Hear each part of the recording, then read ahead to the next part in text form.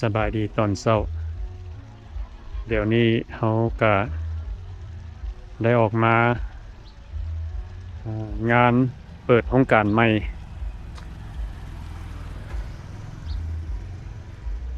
เขามาเบิ่งเนาะว่า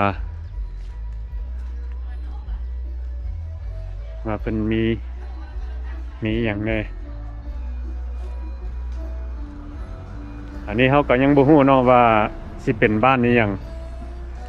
เขาก็บ่ฮู้รายละเอียดสิได้ไปถา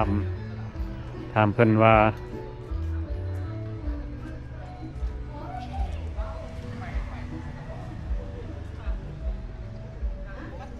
เขามาเห็นคนที่ฮู้จักแล้ววันนี้ สบายดีสบายดีสบายดี แมวค่โอ้ thank you อันนี้เป็นงานอหย่างเนาะอธิบายได้บ่ การใหม่ของบริษัท AA ขึ้นของการใหม่บริษัท AA Slot โอ้ กันแล้ว เข้ามาได้เลย สบายดี เชิญเลยเชิญ เอาแขนกินข้าว นี่ก็ มีแนวกิน บ่โอเค เห็นเพื่อนแม่คนนั้นน่ะนะตัวเบิร์ดไม่เสร็จหรอ คือมีแต่คนแต่งตัวงามๆเนาะนี่เนาะท่านยังบ่ทันได้ตักบาตรได้เนาะ แล้ว พอแล้วเหรอวะ ดาวกำลังสุขวัญไปเข้าไปเบิ่งเลยสุขวัญ โอเคเข้าไปเบิ่งทางในอันนี้สิเป็นนี่หยังนี่ โครงการ ของการ ตึกอาคารของบริษัทสำหรับอยู่ยัง โอ้ยืนนี่เนาะ อยู่บัดดาว อันนี้บ้านนี่หยังนี่ บ้านพาไซ บ้านทาไซ บ้านพาไซเมืองศรีสัตนา บ้านทาไซเมืองศรีสัตนาถ แม่ โอ้ เก็บก้อนลูก เป็นตักบาตรหาก็แล้วว่าซั่น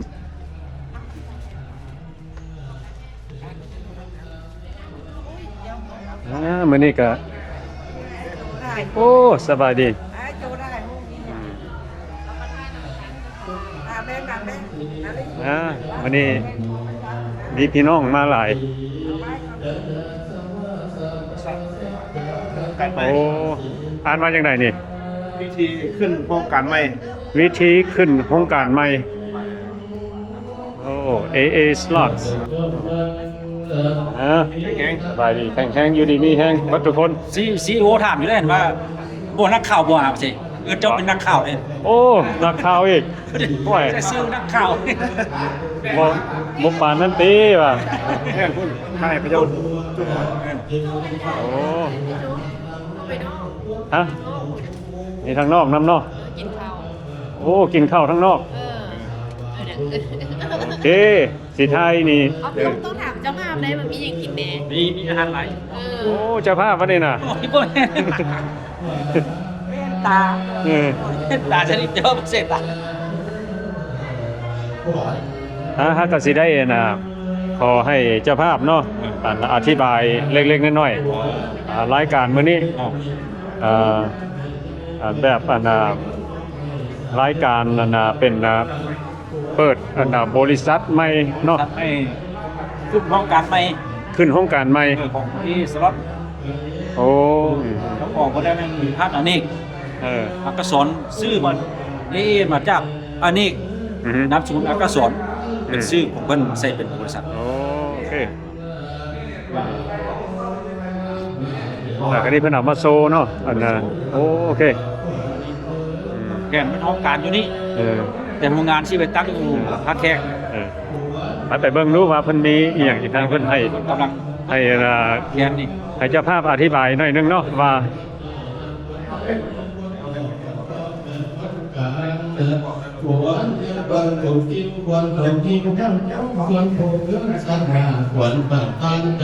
อันนี้สิเป็นวิธีเพิ่นสูตรรดน้ำบ่ รอมัดแขน โอ้มัดแขนสู่ขวดเนาะ เจ้าของเพิ่นแล้วนั่นนะ โอเคเจ้าของ พวกนี้ทีมงานนั่นน่ะข้าวหุ้นเพิ่น ทีมงานของเพิ่น ทีมงานเพิ่นมาจากจีนมาจากไต้หวัน เออ มาที่อเมริกาก็มี อืม ขึ้นโครงการใหม่แล้วธุรกิจเงินเงินยึดกันป้าหา ใช่เดี๋ยว เนื้อเรือจับใจขาดยังยอมหาใจสื่อกำไรนั่นให้ลักมาแม้สิกาอันไหนแม้สิขาดอันไหนธุรกิจอันไหนขอให้หลักนุ่นเลยหลายให้ได้เงินพ่อโกงให้ได้ท่องพ่อป้ายให้ได้ข้ามในหลางานการบ้านขายซื้อให้มีคนนับถือหน้ายันบ่เบิ่งและจากไปก็ให้เสื้ออย่ามันมีคนเบื่อยังวันจากปากต้านหวานจอยใส่ผู้ใดให้ซื้อง่ายไก่กองเงินทองไหลหลังโค้งทำให้ได้ดังผมดังละนี้ท่านี้นางเรื่องชีวิตการค้าตั้งไก่ไล่อีกแม้สิบินวันหน้าไปขายผ้าที่ใดเพราะจะเห็นเป็นอย่างไก่ตามตัวอุบาสกขออย่าเห็นอย่าซับในห้างไก่ไล่เจ้าความทุกข์ให้ไหลหนีความหังมีให้ไหลเข้าเงินเต็มกระเป๋าเราเข้าให้ล้นคือย่ำหมดจับใจขาดย่ำเมื่อหาใจสื่อเงินคำเกี่ยวให้ดังมาว่ามาเดินวันเดินมาเดียว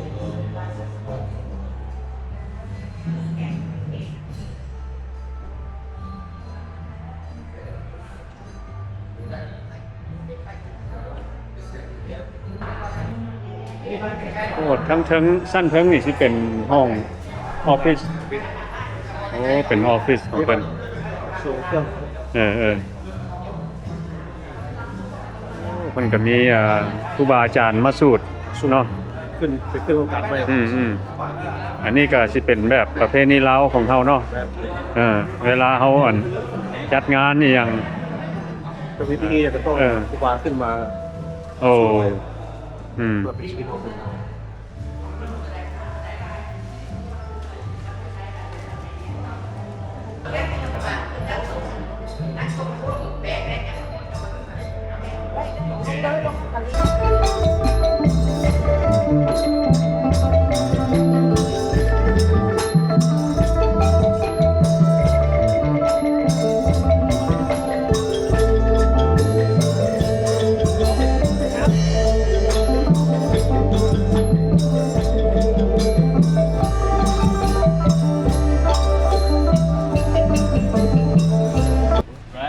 มื้อนี้อากาศดี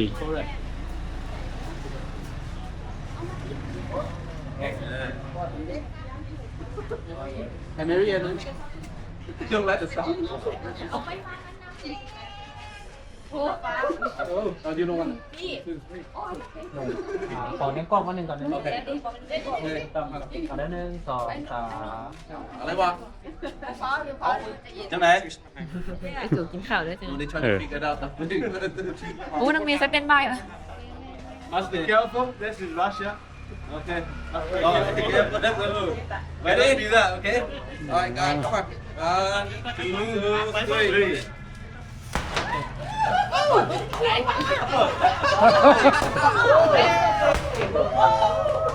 Happy birthday itu Happy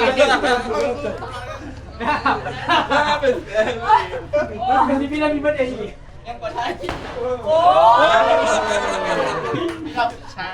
alright picture yeah you good ต่างประเทศมาเที่ยวสองมาไปหาหน่อย yeah actually we do shake hands yeah how we do yeah ให้เราเรียนใจเอาได้1 2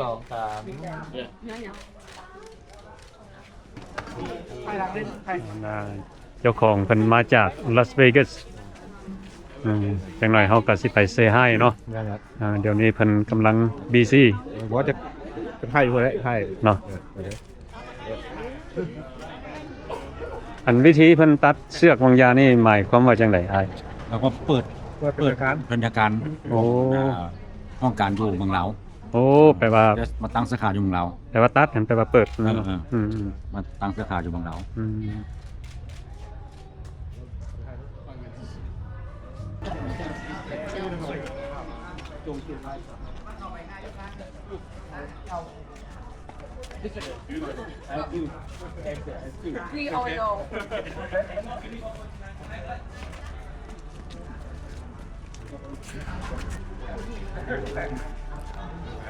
เ หรือทายให้ไอ้ดาวไม่ให้ดาวละมอบอ่ะนะละมอบตาทายให้ดาว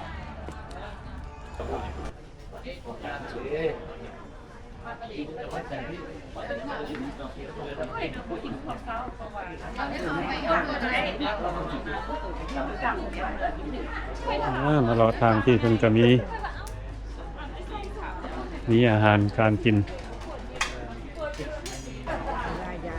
มีหลายอย่างเนาะว้าวนี่สิเป็นต้มเคอรี่ป่ะเป็นแกงเนาะต้มอันนี้ก็สิเป็นซีฟู้ดสลัดยำทะเลโอ้ต่อมานี่ก็สิเป็นแกงกระเพาะปลาบ่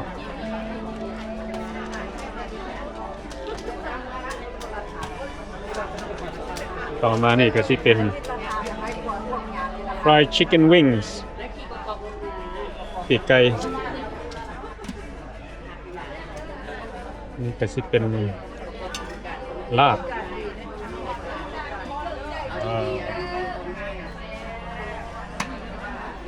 ต่อมานี่ก็สิเป็น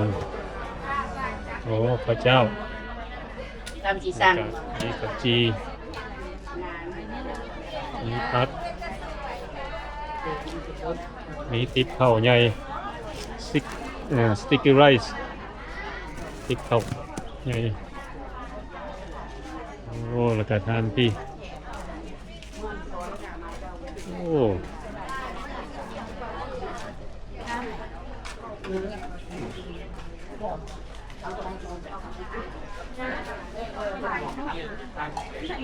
โอ้ทางพี่ก็มีอาหารวะนี่โอ้มีฮอตเบอร์ พูดกับไทยพิงกว่า ว้าวฮะมีโซฟอนอีกนะโอ้โอเคมาดินเจ้าบอกมาดินเจ้า นะเอามารอเบิ่งอันนี้ อยากก็ อันนี้สิเป็น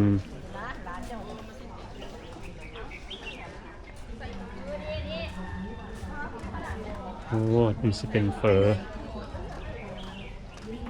เข้ามานี่มันก็มีปิ้งข้าวจี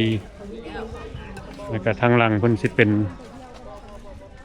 โอ้ปิ่นงัว ยิ่งเด็กเจ้าบอกเห็น ทำมาเบิ่ง ร้านโซนเป็นร้านที่น่า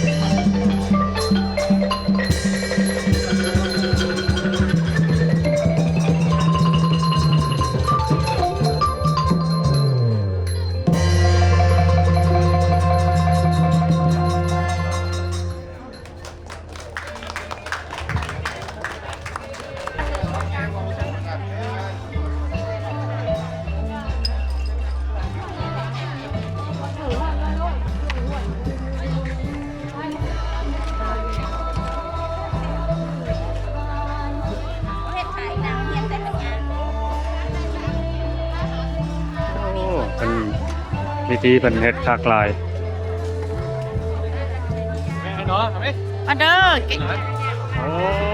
นี่สิเป็นงัวปินเนาะ งอปิน งัวปินสิเอามาเบิ่งดูงัวปินของเพิ่นโอ้นี่ขับขี่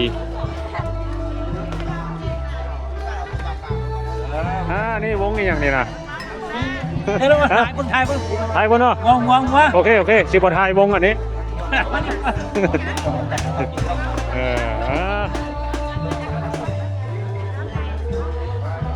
อันนี้เพิ่นก็กินข้าวกินน้ำมันละเนาะกินข้าวกินน้ำเย็นๆ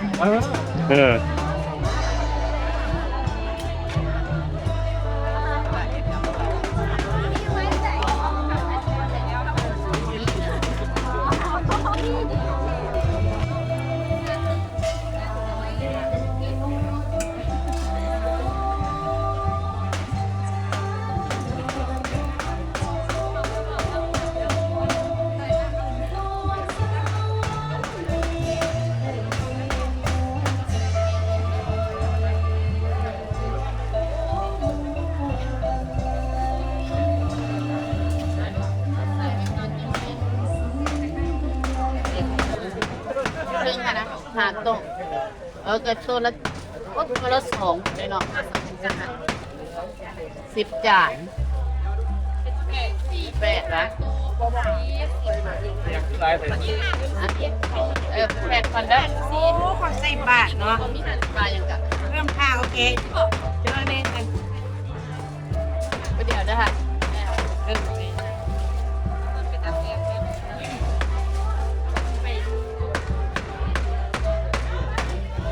อันนี้แหละประเพณีลาวของเฮาเนาะ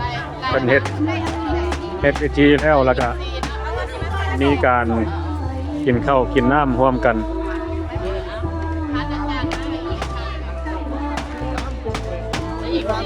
งานมื้อนี้ก็บ่แม่นธรรมดาเนาะมีหมู่ครูหลายคนแล้วก็พี่น้อง ส่งไปก็เพียงเดียวนะก็เพียงไม่เดียวก็ อ่อ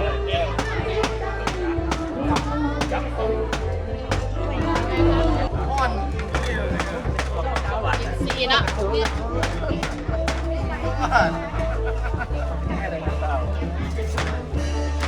อันนี้ก็สิเป็นอาหารประเพณีลาวอาหารโบราณเดี๋ยวเป็นข้าวจี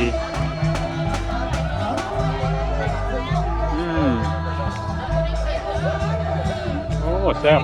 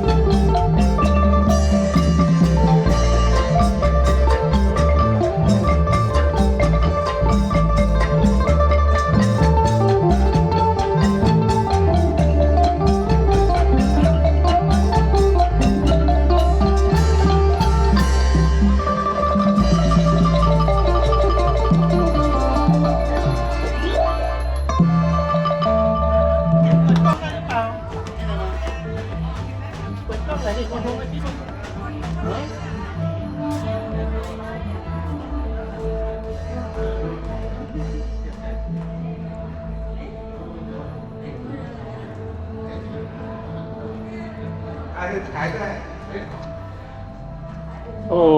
งามไว้ข้างในนี่สั้นตัดสร้างกันอย่างนี้เลย ผมมีฮอดสั้น3พุ่นน่ะโอ้อันนี้สิเป็นห้องอันเป็นหยังเป็น นี่พุทธการในกัน โอ้สิเป็น อันนี้ห้องซีโอเป็นห้องประชุม ห้อง CEO อยู่นี่ เออ โอ้เบิ่งดู เป็นห้องประชุม ห้องประชุมเพิ่นเนาะโอ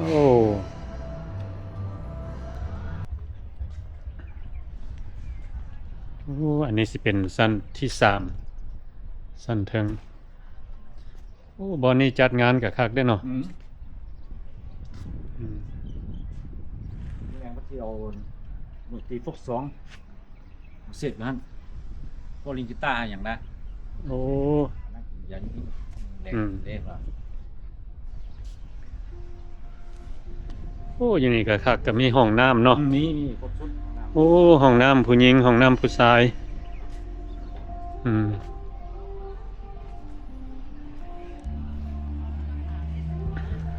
เฮ้ย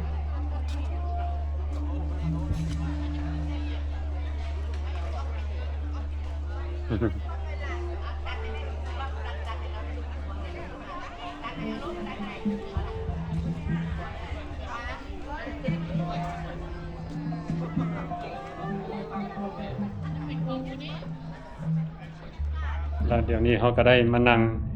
กับเจ้าของเพิ่นเนาะผู้เพิ่นเป็น CEO ของ AA Slots เพิ่นสิมาเปิดโครงการอยู่ประเทศลาวนี่เนาะเปิดสาขาอยู่แล้ว เปิดสาขาอยู่ลาวเนาะมื้อนี้เขาก็ได้มาเห็นอันนี้สิเป็นออฟฟิศบ่ตัวนี้ เป็นออฟฟิศก่อนเพราะว่าชื่อได้บอกเจ้ามังมืองานตอนข่อยจัดอยู่ขาวภาษานะอันจะต้องกลับไปเบิ่งแอปโซนั้นว่ามันเป็นแบบใดเนี่ย แม่น คือว่าก่อนสิเข้าก็ตัดสินใจมาลาวแหละเพราะว่ามันเป็นบ้านเกิดเมืองนอนเฮานะเราก็เลยต้องมาลาวมาเปิดอยู่นี่เราเป็นหนึ่งตลาดเอเชียอยู่นี่เริ่มหลายขึ้นเริ่มเกือบหลายก่อนเกือบก่อนอยู่ยุโรปกับอเมริกา เพราะว่าตอนนี้ข่อยก็ตลาดข่อยอยู่นั่นแบบว่าข่อยกำลังอยู่อเมริกาคือกันเพราะว่าข่อยอยู่ประเทศข่อยอยู่ลาสเวกัสนั่นแหละแต่ว่าอยู่ตลาดข่อยคืออยู่อเมริกาเนี่ยมี400คาสิโนไลเซนส์อยู่อเมริกาแล้วก็อยู่แคนาดาเม็กซิโกโคลอมเบียเปรูจังซี่นะค่อยหลายอยู่ยุโรปก็มี UK บ่อาร์เจนตินาบ่หรือว่าอยู่สเปนลูกค้าข่อยก็หลายอยู่แต่ก็คนลาวคนแรกที่เฮ็ดแบบนี้ อันตลาดนี่หมายความว่าแบบเป็น ค่อยส่งของออกให้เขาแล้ว โอ้ ออกจากลาสเวกัสน่ะไปให้เขาคือว่าก็ค่อยตลาดค่อยอินเตอร์แล้วนะค่อยลองมาศึกษาแล้วบัดนี้เวียดนามก็อยากให้ค่อยไปตั้งอยู่หั่นฟิลิปปินส์ก็อยากให้ไปค่อยก็ว่าโน้ค่อยสิไปบ้านค่อยก็คือมาบ้านเฮานี่ โอ้ วันนี้ค่อยสิมาผลิตอยู่นี่ก็เลยกำลังหาซอกคนงานอยู่ก็อันภาษาก็ดีนะก็โอเค มันหลาย มันหลายจนมันจะเห็นเน็ตเวิร์คข่อยมันหลายแล้ว แล้วเดี๋ยวปัจจุบันนี้เจ้าก็มีเนาะอยู่ลาสเวกัสแบบเป็น คนมีคนงานเกือบ100คนอยู่เวกัสตอนนี้ โอ้ 50,000 square foot ว้าว 10,000 square foot 50,000 square foot warehouse สามารถสิซัพพอร์ตได้บ่400กว่าคาสิโน ว้าว อันนั้น headquarter ข่อยอยู่ลาสเวกัส โอ้475 casino license แบบอยู่แคลิฟอร์เนียกับจำว่าเนี่ยมอรังโกฮอตร็อกเซนติเมนโตเกรกตันอย่างอีกทันเดอร์แวลลีย์เห็นบ่สควอนอยู่แถวซานดิเอโกอันเป็นลูกค้าข่อยเบิดเลยนะพเจงกาเป็นคนอยู่เวกัสของเขาก็อยู่แถวเวกัสกับพวก MGM International เนี่ย Springfield เนี่ยมันหลายWashington State Washington City Pennsylvania Washington City ครับบ่เห็นDC บ่มีแต่ว่ามันสิอยู่แถว Pennsylvania ฮะแล้วแต่ state แหละที่มีคาสิโนพวกของอินเดียเด้โอ้ดีนั่งล้มกันบักนนๆเนาะเฮาก็อันลืมถามชื่อถามเสียงเพิ่นเนาะ เป็นหยังอันนี้เข้าใจ ให้พี่น้องรู้จักเพิ่นอันเขาถามชื่อเพิ่นก่อนเนาะให้พี่น้องได้ฟัง ก็ล้มกันไปบ่ได้ถึงฮู้ดอกเป็นหยังเขาจะเรียน AA slot AA slot คือย่อมาจาก annex อักษรโอ้ แต่ว่า annex ก็ 2A มันเขาจะก็เลยใส่ AA slot ก็คือ slot repair ก็เลยเอาตัว repair เนี่ยออกก็เลยว่า AA slot โพดบางทีannex อักษรslot repair พอแรกๆเขาไปSecretary of State ก็คือว่าไปเอา license อยู่พุ่นวันนี้ย่อไปย่อมาก็เลยเอาannex and you can put AA slot repair service and part โอ้แล้วขอถามเจ้าเปลี่ยน in business อันดนปานใดโอ้ก็ได้10 ปลายปีแล้วเด้10 ปลายปีเนาะที่มาเปิดเป็นบริษัทของตัวเองนี่แต่ตั้งแต่ปี 2012แต่ว่าข่อยเฮ็ดบริษัทแต่ว่าข่อยเฮ็ดเกี่ยวกับซ่อมแปลงของกับสล็อตนี่ตั้งแต่ข่อยอายุ21 ปีแต่นี่ข่อยก็40 ปลายแล้วก็ได้3 ปลายกว่าปี20 ปลายปีแต่ว่าจะมีความรู้ได้ประมาณ10 ปลายกว่าปีแล้ว โอ้ แต่ว่าพอได้ประสบการณ์8เพราะว่ากฎหมายเขาต้อง21ปีขึ้นไป you know the Nevada law you have to be 21 and older to touch a gaming device yes โอ้อืม ตั้งแต่21ขึ้นมาเจ้าอันนั้น อืมอืมอืมโอเคได้ที่ถามอย่างอีกวันนี้เขา เอาก็ถามมาแล้วแหละเจ้าถามมาแล้วแหละเจ้าอยากเกินเจ้าอยากถามก็ถามด้วยว่าบ่มีปัญหา คือบอกแม่นบ่แม่นเฮาบ่แม่นนักข่าวนักสัมภาษณ์เนาะ อันนี้เข้าใจก็เข้าใจเข้าใจก็คือก็ว่ามันบ้านเฮามันอันนั้นบางที่ก่อตั้งบริษัทนี้ขึ้นมาก็คือว่า1มันดีอย่างนึงก็คือว่ามันมีคนดูถูกหลายเด้ บ่แม่นคนลาวเฮาเองเลยดูถูกบางตอนข่อยไปเฮ็ดอยู่อเมกาเนี่ยก็เฮ็ดอยู่คาสิโนCosmo Cosmo นำเฮ็ดอยู่พร้อมนำมันมีพวก technician ก็คือว่าพวกต่างประเทศมันถามว่า man who gonna hire you to who gonna hire you to repair the slot modem you can't even do it okay watch me เดี๋ยวนี้มันยังเฮ็ดเวียกให้เขาอยู่อ้ายเป็นเจ้าของบริษัทสิอย่าให้เขาดูเอาความดูเขานะมาเฮ็ดให้เฮามันมาเฮ็ดอันนั้น โอเคแล้วแผนของเจ้าเนาะ like what make you decide to มาเฮ็ดอยู่ประเทศลาวนี่เพราะว่า I mean เพราะว่า right now you doing like real good แม่นบ่ in Las Vegas yeah okay you know why ลาว yeah why ลาว why ประเทศลาวนี่ why not I'm from ลาวผมคนลาวได้แท้แม่นบ่ล่ะโอเคมัน why not I know a lot of people say why ลาว okay what's the problem with ลาว I'm from ลาว this is my people you know I love my country this is my people this is where I came from I never forget where I came from โอเค แต่เขาเป็นคนลาวแท้ๆกินข้าวเหนียวคือกันคนบ้านเฮาเองแม่นบ่ล่ะเขาเจ้าบ่สนับสนุนคนบ้านเฮาจะสิสนับสนุนไผบ้านเฮาเองต้องซอยกันเองเดี๋ยวซอยกันคนละไม้คนละมือโคมฮู้นั่นเดี๋ยวบ้านเฮาก็เจริญเองต้องซอยกันเองถ้าเฮาต้องคนเฮาโซเจ้ามานี่มาเฮ็ดอยู่ลาวนี่ก็แบบเพื่อมันพัฒนาเด็กน้อยบ้านเฮาเด็กน้อยบ้านเฮาบางทีคนบ่มีก็บ่มีบางผู้ว่าคนลาวเฮาน่ะ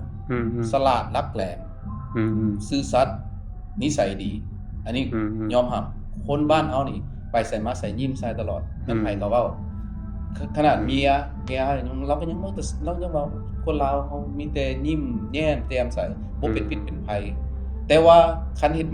จะมาเป็นพิษเป็นภัยกับคนลาวจะสิได้รู้ว่าคนลาวเฮาอ่ะดุเดือดแบบไหนแต่บ่ล่ะคันเฟรนลี่เฮากับเฟรนลี่สไมลี่แต่ว่าคนบ้านเฮาน่ะนิสัยดีบ้านเฮายอมเพราะว่าเฮาบ่เฮ็ดไผก่อนมันเป็นเมืองที่แบบว่าศาสนาพุทธเมือง peaceful อยู่แล้วบ้านก็อยากสนับสนุนเด็กน้อยบ้านเฮาให้อนาคตเขาว่าซะเคยก็ได้มาฮู้นิสัยเจ้าละเพราะว่าเมื่อกี้ค่อยก็เห็นเจ้าอยู่ค่อยก็โอ้บ่กล้าขึ้นไปหาเว้ยเพราะว่าเนาะมันยังบ่กล้าขึ้นมาหาเจ้าเพราะว่าเฮาคนละรุ่นเด้พี่กันเนาะเขาบอกสมบูรณ์ท่าอยู่ก็ขึ้นมาเจ้าจะไปจบใกล้ๆสักพักอย่าถามเนาะคนนี้น่ะคนบ่ได้คนผิดไว้เฮาบ่ได้เฮ็ดหยังผิดเฮาบ่ได้บ่มักดูถูกไปเพราะค่อยฮู้ว่าความคนที่เคยดูถูกเป็นแบบใดค่อยบ่เคยแบบว่าสิแบ่งสั้นคนเฮาเป็นคนคือกันแต่ว่าความรับผิดชอบแตกต่างกันเท่านั้นข่อยมีความรับผิดชอบของข่อยคือว่าข่อยต้องพอไว้งานให้ลูกน้องข่อยบางคนก็มีคนงานแบบนี้บางคนนั้น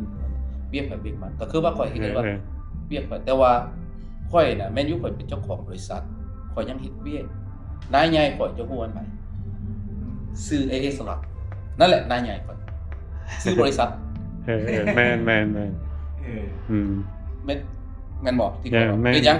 ว่าเอสก็ว่านายใหญ่ข่อยคันเจ้าเฮ็ดให้เอสเสื่อมเสียนะมันสิเสียนั่นแหละนายใหญ่ข่อยบอกทุกๆคนเลยแม่นอยู่ข่อยเป็นเจ้าของบริษัทแม่นอยู่เอสล็อตมันเป็นชื่อของข่อยมันเป็นที่ข่อยก่อตั้งมาแต่ว่าใหญ่ที่แท้นายที่บ่มีตัวตนคือเอสล็อตนั่นแหละเจ้าเฮ็ดจังได๋ก็ได้ต้องเจ้าต้องเฮ็ด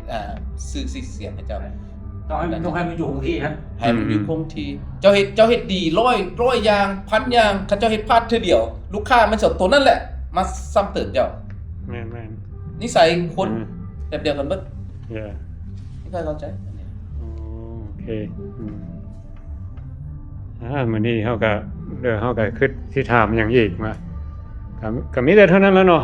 เฮาก็ได้ฮู้รายละเอียดแล้วของ AA Slot นี่ เจ้าก็เปิดเบิ่งแล้วตัวเห็นเจ้าจะมามืองานอยู่ก็เห็นเจ้าลง YouTube อยู่มือก็เปิดงานอยู่ Crowd Plaza ว่าไปสิว่าแต่นั้นแม่นข่อยมา announce ซื่อๆว่าข่อยสิมาลาวนะเปิดทางการก็มีนักข่าวหลายคนนั่นแหละเจ้าก็บอกเขาติดตามตัวนั้นก็ได้เพราะนั้นมันอยู่ทางรูมันสิมีเว็บไซต์ของ ASU Salon ซึ่งก็ได้ของคนลาวตอนนี้เขากำลังสร้างเกมเป็นเกมของคนลาวอยู่แต่ขั้นไปเจ้าเห็นรถของคนลาวมันสิมีเกมโอ้มีหลายขอเสียดกับลาวมีหลายบริษัทหลาย โอเคพวกเขาก็ดีใจเนาะได้มาเจออันCEO มันเป็นเจ้าของ CEO ก็แล้วแต่พวกเจ้าสิ แล้วเว้าถึกอยู่อ่ะ ถือ CEO เป็นเจ้าของซะเนาะเป็นเจ้าของไอ้สล็อต ก็ CEO หรือว่า founder หรือว่า the owner แล้วแต่ไทยมันมีแต่ไทยซื่อๆแหละเจ้าสิเป็น CEO อันไหนก็สร้างก็เจ้าบ่บริหารดีมันก็คือเก่ามันขึ้นอยู่กับคนมันขึ้นกับความซื่อสัตย์ต่อลูกค้าเราเป็นอย่างคนลาวเฮาน่ะสลัดลักแหลมปากไว้ขอให้มีโอกาสแต่ว่าเวลาเฮ็ดหยังกับผู้ใดซื่อสัตย์ต่อลูกค้าเท่านั้นแหละซื่อสัตย์เพราะว่าเขาเจ้าได้ซื่อสัตย์กับลูกค้าเจ้าได้ซื่อสัตย์กับตัวเองเขาเจ้าได้ซื่อสัตย์เขาเจ้าฮู้เวลาเจ้าล้มน่ะคนอื่นน่ะหลายคนสิซอยเจ้าเขาเจ้าบ่ซื่อสัตย์กับเขาน่ะหลายคนนั่นน่ะสิช้ำตึกเจ้าเข้าใจเฮ็ดหยังต้องประพฤติเฮ็ดให้ดีๆ คือเขาว่าซื้อกินหมดครบกินหมดอ่ะเนี่ยคือภาษาไทยของเราเอาซื้อแล้วดีหมดเนี่ยเมื่อหนึ่งมาตอบแทนเราเนาะ แล้วว่า เขาก็มีแต่ขอขอบใจอันแรกแล้วที่ได้อธิบายให้พวกเขาฟังวันนี้เนาะเดี๋ยวนี้เขาก็ฮู้information หลายอย่างละจากเพิ่นเขาก็ขอขอบใจเพิ่นเนาะที่ได้มานั่งลมกับมาเสียสละเวลาเนาะลมกับพวกเขาอันนี้เจ้ากับบ่มีหยังเว้าอีกติเนาะบ่มีแล้วรู้ว่าเจ้าสิถามบ่ว่าคนต่างประเทศคือจังไดกับคนลาวเจ้าสิลองถามบ่ฮะไอ้ค่อยจะให้ถามเมียค่อยถามว่าคนต่างประเทศคิดจังได๋ว่าคนลาวเฮ็ดได้ซำนี้ใหม่จะลงกับเมียข่อยลบหมู่ได้เราก็เห็นเดี๋ยวเมียเจ้านี่สิเป็นคนนั่นน่ะเม็กซิโกคนเม็กซิโกเนาะเราถามลี่ก็ได้ลี่ come here and Eddie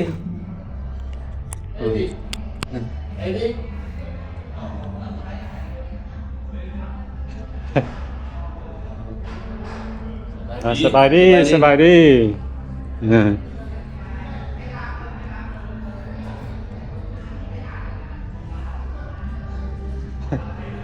ดดี้แล้วเป็นสบายดี CCO หรือว่าชิปของ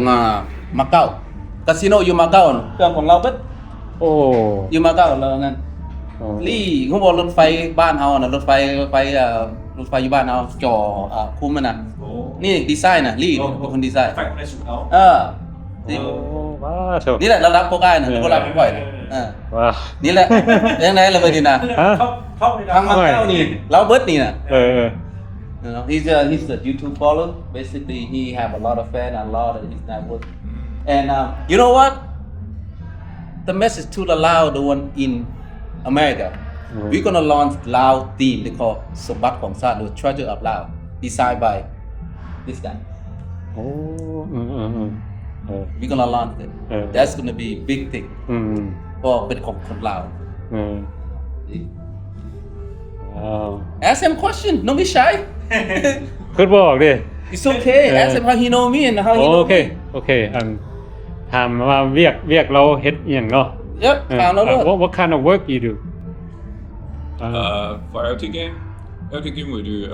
slot machines. We design machines, table games, all kind of casino equipment. Anything you need in a casino.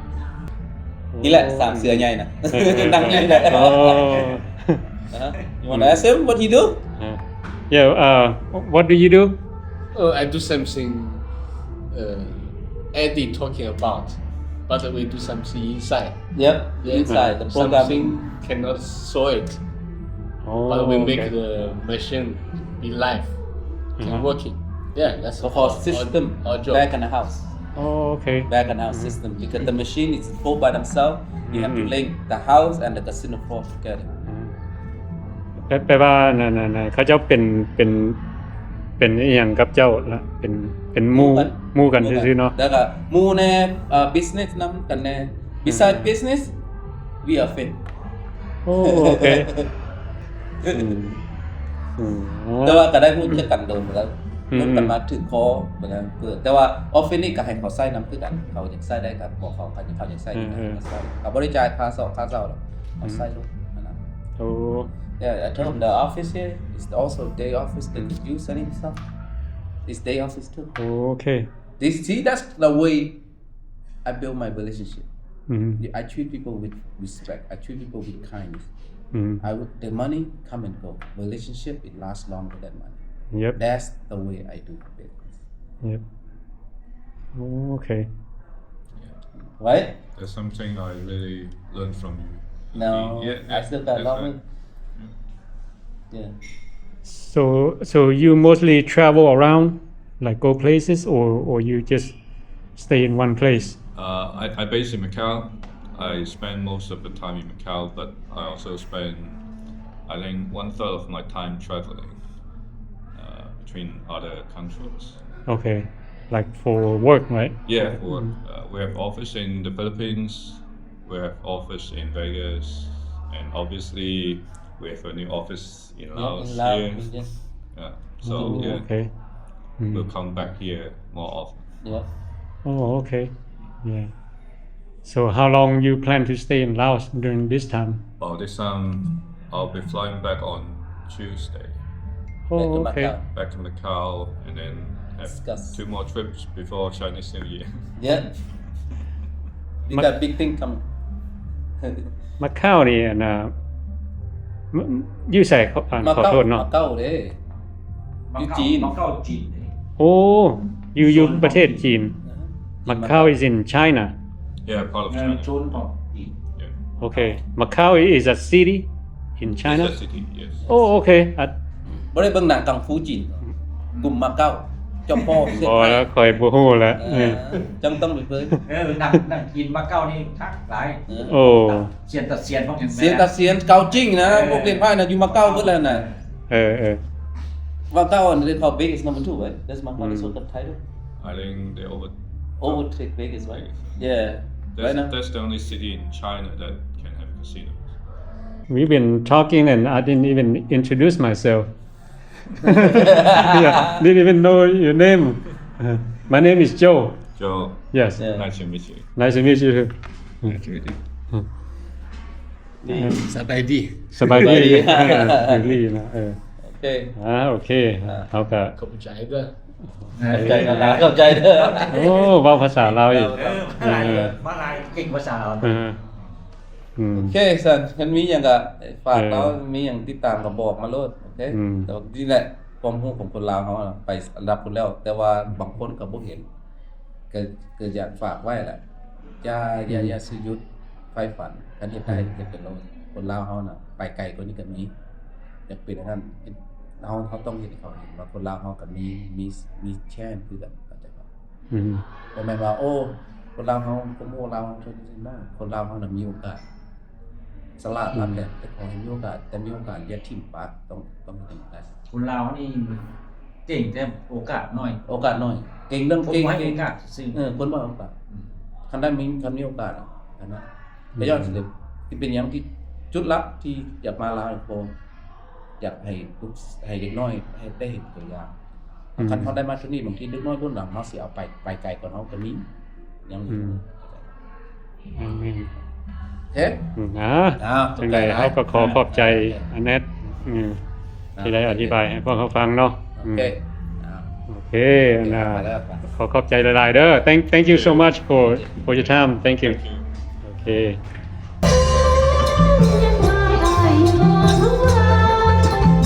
Hãy subscribe cho kênh Ghiền Mì Gõ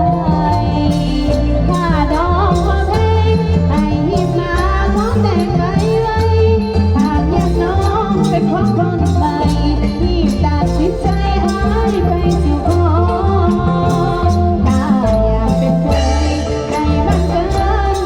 bỏ lỡ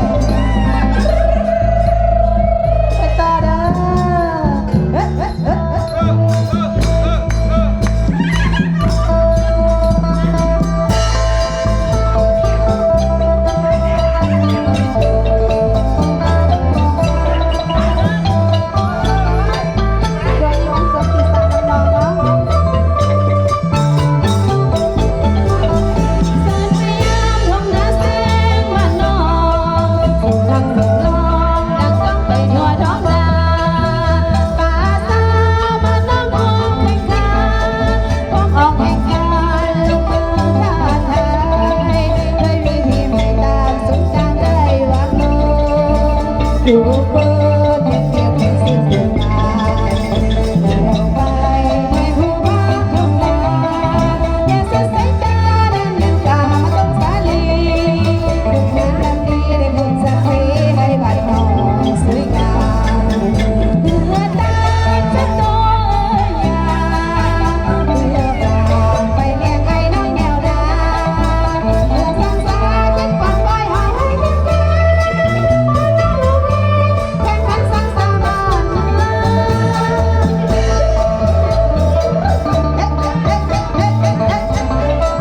มาสู้เขาเด้อสู้เขาเด้อ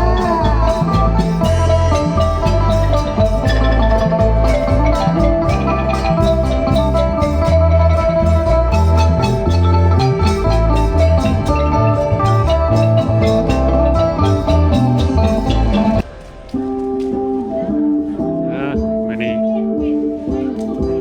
เขาก็ได้ออกมาถ่ายให้เบิดทุกคนได้เบิ่งนํกันเนาะมื้อนี้ก็สิเป็นงานเปิดบริษัทใหม่อยู่นครหลวงเวียงจันทร์ประเทศลาวก็สิเป็น